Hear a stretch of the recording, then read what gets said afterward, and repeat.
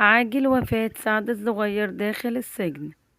هنشوف تفاصيل الفيديو وحقيقة الخبر، لكن قبل ما نكمل الفيديو ما تنساش تعمل لايك واشتراك للقناة.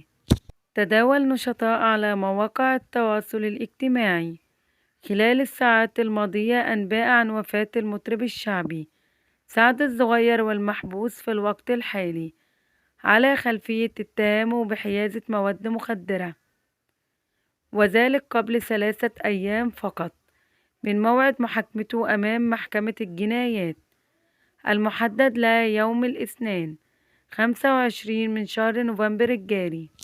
وينتظر المطرب الشعبي سعد الصغير إسدال الستار على قضيته بحيازة وتعاطي المواد المخدرة حشيش وترامادول بعد ورود تقرير الطب الشرعي حول حالته الصحية، إذا كان مصاب بمرض يستلزم تعاطي مخدر الترامادول كمسكن. وفي أول رد رسمي من أسرة المطرب الشعبي سعد الصغير، نفى محمود نجلو عن أخبار وفاته، حيث قال: كفاية شائعات، والدي بخير وإن شاء الله يخرج عن قريب من قضية اتهامه بحيازة مواد مخدرة.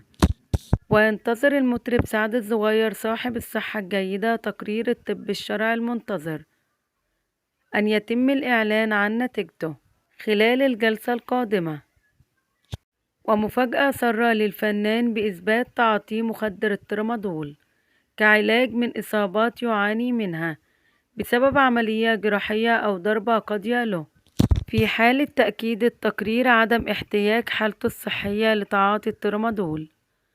وكان المطرب سعد الصغير قد سبق وكشف عن مفاجأة أمام القاضي خلال جلسة محاكمته، حيث أكد أنه لا يتعاطى مخدر الحشيش، لكنه يتناول مخدر الترامادول، وذلك لإصابته في ساقه وإجراء عملية جراحية، وهو ما يحتاج لتناول مسكنات قوية.